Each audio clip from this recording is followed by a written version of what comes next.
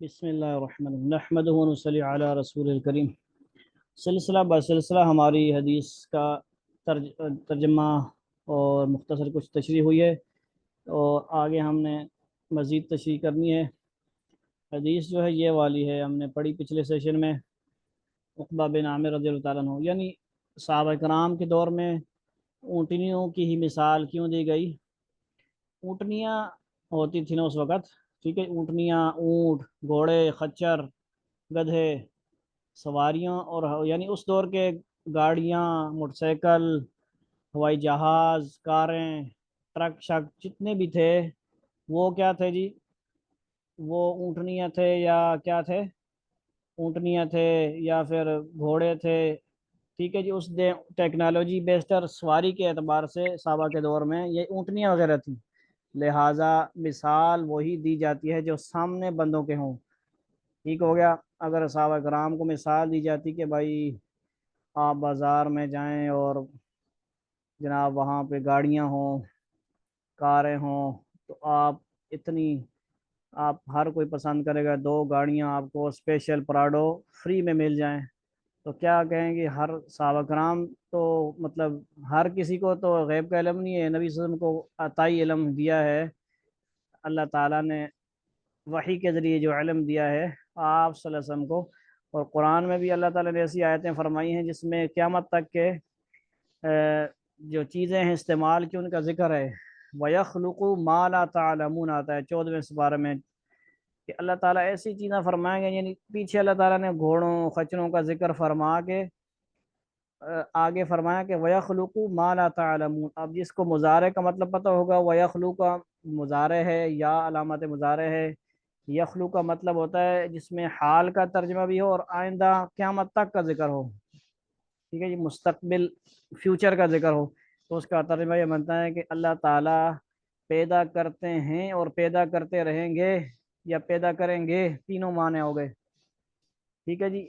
ما لا تعلمون، جو اے صحابہ آپ میں ہمارے سامنے ہو، آپ کو نہیں پتہ ہے، آپ کو نہیں پتہ ہے کہ اب آپ کے دور میں اونٹ ہیں، گھوڑے خچر ہیں، یہ تو آپ کو ہے، ٹھیک ہے۔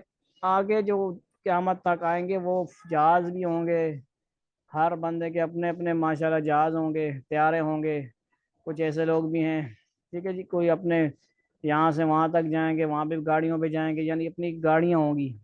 تو یہ مثال اس وقت کے اونٹوں کی مثال دے کے سمجھایا گیا کہ وہ اس وقت کے اعتبار سے سب سے بڑی مہنگی چیزیں تھیں اور قدر کی جاتی تھی، ٹھیک ہے جی، یعنی لاکھوں روپے کی ان کا ریٹ تھا اس وقت کے حساب سے۔ جیسے آج کل بھی اونٹ وغیرہ آپ ہر بندہ قربانی آ رہی ہے تو بہت کم لوگ اونٹ لے سکتے ہیں، 5-5 لاکھ، 6-6 لاکھ، پتہ نہیں کتنے، مجھے تو پتہ کیا ریٹ ہے، آپ لوگ دنیا دار ہیں تو آپ کو پتہ ہوگا۔ تو بہرحال 2-2-3 لاکھوں کے وہ ہوتے ہیں، یہ بیل وغیرہ بھی ہوتے ہیں ماشاءاللہ، جتنا اللہ کو توفیق دے کرنی چاہیے، اور فتیب بھی نفسہ، اچھی طرح اچھی نیت سے اخلاص کے ساتھ کرنے چاہیے، دکھلاوا اور ریاکاری شاکاری نہ ہو، اس سے اللہ حفاظت فرمائے۔ تو اس حدیث کا مفہوم خلاصہ کیا ہوا یہاں تک کہ جو بازار ہیں مشہور اس وقت صحابہ کرام کے، بطحان اور رقیق، وہاں پہ بندہ جائے اور اونٹنیاں بغیر کسی کی مطلب مفت میں لے آئے، تو ان سے افضل کیا کام ہے جی؟ مسجد میں جا کر 2 آیتوں کا پڑھنا یا پڑھا دینا، مسجد کے لیں، مدرسہ کے لیں، جہاں بھی اصل کام ہے پڑھنا پڑھانا، کیا ہے؟ پڑھنا یا پڑھا دینا۔ وہ کیا ہے؟ 2 اونٹنیوں سے 3 آیتیں پڑھائیں، 3 اونٹنیوں سے 4 پڑھائیں، 4 اونٹنیوں سے، کیا مطلب؟ ان کے برابر اونٹوں سے افضل ہیں، جتنی آیتیں بڑھاتے جائیں گے وہ کیا ہو جائیں گی جی؟ اونٹ اتنے جمع ہوتے جائیں گے۔ تو ہم لوگ 4 آیتیں، 5 آیتیں، یعنی یہ سبق بھی ایسا ہو، کسی کو پڑھا دینا، اچھی طریقے سے پڑھایا تجوید وغیرہ کے ساتھ، تو کتنا افضل ہے یہ اب ہمیں سمجھ آ گیا۔ اب ہم اس جو آج کے بعد کسی کو پڑھیں گے تو اس حدیث کو سامنے رکھ کے بھی پڑھائیں گے، تو کتنے افضلیت ہے۔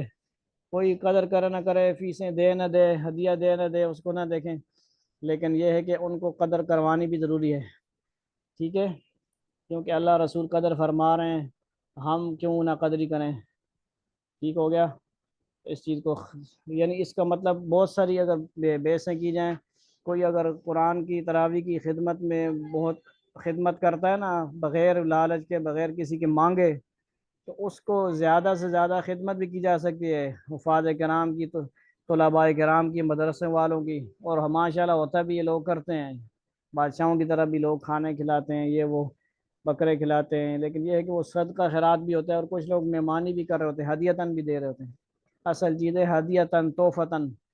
ایک تو یہ ہے نا، رمضان کے بعد سال بعد چلو بھائی زکوٰۃ صدقات دے دیا، کوئی مر گیا، کوئی خوشی غمی اس میں صدقہ خیرات دے دیا، ٹھیک ہو گیا، یہ بھی ہے۔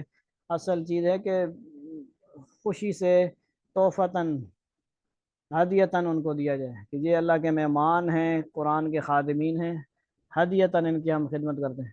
ہم نے والی چیز ہے، یہاں تک اس کا ہو گیا تشریح۔ دنیا ہی میں دیکھ لیجئے کہ آپ کسی شخص کو 1 روپیہ عطا فرما دیجئے، اس کی اس کو مسرت، اس کی کتنی مسرت ہوگی اس کو، بمقابلہ اس کے کہ 1000 روپیہ اس کے حوالہ کر دیں کہ اس کو اپنے پاس رکھ لے، میں ابھی واپس آ کر لے لوں گا، یعنی قرض کے طور پہ 1000 وغیرہ امانتاً، کہ اس صورت میں بجوز اس پر بار امانت، یعنی امانت کا بوجھ، کہ اور کوئی فائدہ اس کو حاصل نہیں ہوگا، یعنی وہ فائدہ کیا ہوگا، مصیبت ہی ہوگی۔ کسی کو قرض دیں گے تو وہ ڈرتا رہے گا، بھائی آج مانگنے آ جائے، لگ گئے تو کیا ہوگا، چوری نہ ہو جائے وہ۔ اور در حقیقت اس حدیث شریف میں فانی و باقی، فانی کا مطلب کیا ہے جی، ختم ہونے والا، اور باقی کا مطلب کیا ہے، ایک چیز کو دوسری چیز کے آمنے سامنے کرنا۔ باقی کا مطلب نہیں، تقابل کا مطلب، باقی کے تقابل، تقابل کا مطلب ہے ایک چیز کو دوسری چیز کے آمنے سامنے مقابلہ کرنا، تقابل کرنا۔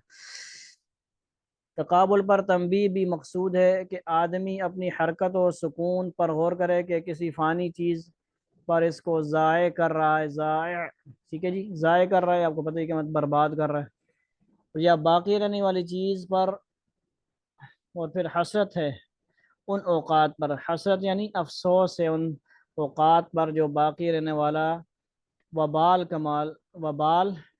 کماتے ہیں،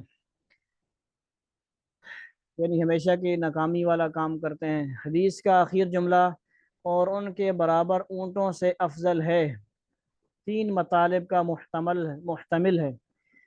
3 مطلب، یعنی مطلب کی جمع مطالب ہے، اور محتمل کا مطلب کیا ہوا، یعنی گنجائش رکھتا ہے، ٹھیک ہے جی، اس میں احتمالات پائے جاتے ہیں۔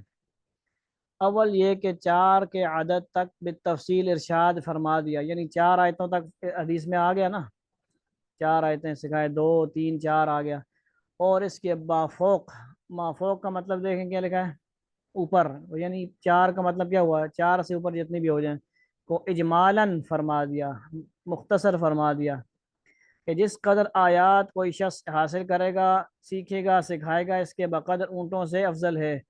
اس صورت میں اونٹوں سے جنس مراد ہے، جنس مطلب کیا ہوتا ہے، قسم، خواہ اونٹ ہو یا اونٹنیاں، اور بیان ہے 4 سے زیادہ کا، ٹھیک ہو گیا جی، کیا ہے جی، 4 سے زیادہ مطلب صاف صاف جو بیان ہے نا، 4 ہے اور اس سے زیادہ کا بھی ہے آخر میں جو ہے، اس لیے کہ 4 تک کا ذکر خود تصریحاً یعنی صاف صاف مذکور ہے، ہو چکا ہے۔ دوسرا مطلب یہ ہے کہ انہی اعداد کا ذکر ہے جو پہلے مذکور ہو چکے، اور مطلب یہ ہے کہ رغبات، خواہشیں، یعنی ہر بندے کی خواہشیں، اپنی پسند مختلف ہو کرتی ہیں، کسی کو اونٹنی پسند ہے تو کوئی اونٹ کا گرویدہ ہے، عاشق ہے، ٹھیک ہے جی، مطلب کوئی بکرا پسند کرتا ہے، کوئی بکری، قربانی کے لیے بھی لوگ بیل کو لاتے ہیں، کوئی گائے لاتے ہیں، ٹھیک ہو گیا، اپنی اپنی پسند ہے، کوئی گھوڑے رکھتے ہیں، کوئی گھوڑیاں، اپنی مرضی ہوتی ہے نا، ٹھیک ہو گیا جی۔ تو اس لیے حضور صلی اللہ علیہ وسلم نے اس لفظ سے ارجع ارشاد فرما دیا کہ ہر آیت ایک اونٹنی سے بھی افضل ہے، اور اگر کوئی شخص اونٹ سے محبت رکھتا ہو تو ایک آیت ایک اونٹ سے بھی افضل ہے، یا تو اونٹ ہوگا یا اونٹنی ہوگی جی، کسی کو اونٹ کو پسند ہوگا، کسی اونٹنی ہوگی، ٹھیک ہو گیا۔ تیسرا مطلب یہ ہے کہ یہ بیان انہی اعداد کا ہے جو پہلے ذکر کیے گئے ہیں، 4 سے زائد کا نہیں، زائد مطلب زیادہ، مگر دوسرے مطلب میں جو تقریر گزری ہے کہ ایک اونٹنی یا ایک اونٹ سے افضل ہے یہ نہیں، بلکہ مجموعہ مراد ہے، مجموعہ مراد ہے کہ ایک آیت ایک اونٹ اور ایک اونٹنی دونوں کے مجموعہ سے افضل ہے، اسی طرح ہر آیت اپنے موافق عدد اونٹنی اور اونٹ دونوں کے مجموعہ سے افضل ہے۔ تو گویا فی آیت ایک آیت کے مقابلے میں، فی آیت کا مقابلہ ایک جوڑے سے ہوا۔ میرے والد صاحب منور اللہ مرقدہ نے اسی مطلب کو پسند فرمایا ہے کہ اس میں فضیلت کی زیادتی ہے، اگرچہ یہ مراد نہیں ہے کہ ایک آیت کا اجر ایک اونٹ یا دو اونٹ کا مقابلہ کر سکتا ہے۔ ٹھیک ہے جی، اس بات کو سمجھنا ہے، اس کا مطلب یہ نہیں ہے کہ ایک آیت کا مقابلہ ایک اونٹ کے بقدر ہے، نہ ایسے تو نہیں ہو سکتا نا، ایک ایک آیت ایک حرف زبر زیر، یہ دنیا کی کوئی چیز مقابلہ نہیں کر سکتی۔ یہ ایک مثال دے کے اجر و ثواب یا تھوڑی سی اس کی اہمیت کو اجاگر کیا جا رہا ہے۔ ٹھیک ہو گیا، یہ صرف تنبیہ اور تمثیل ہے۔ کیا ہے؟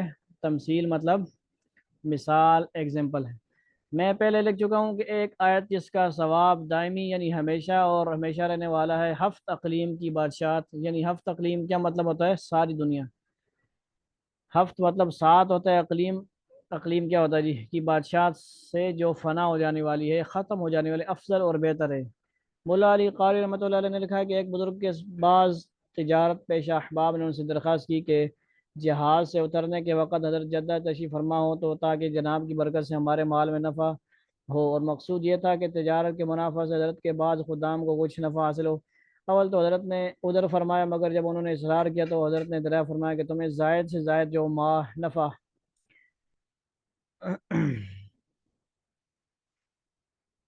مال تجارت میں ہوتا ہے وہ کیا مقدار؟ انہوں نے فرض کیا کہ مختلف ہوتا ہے، زائد سے زائد ایک کے دو ہو جاتے ہیں۔ حضرت نے فرمایا کہ اس قلیل نفع کے لیے اس قدر مشقت اٹھاتے ہو، یعنی قلیل مطلب تھوڑا سا، مشقت اٹھاتے ہو یعنی تکلیف اٹھاتے ہو، اتنی سی بات کے لیے ہم حرم محترم کی نماز کیسے چھوڑ دیں جہاں ایک کے لاکھ ملتے ہیں؟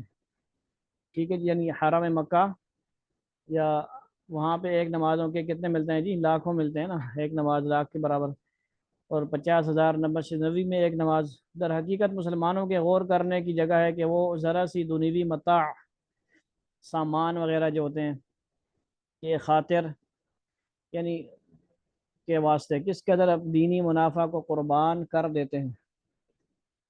تو یہاں پہ تیسری حدیث کا فائدہ مکمل ہوا، تو انشاءاللہ ابھی اس کو ہم اینڈ کرتے ہیں۔ والسلام علیکم ورحمۃ اللہ وبرکاتہ۔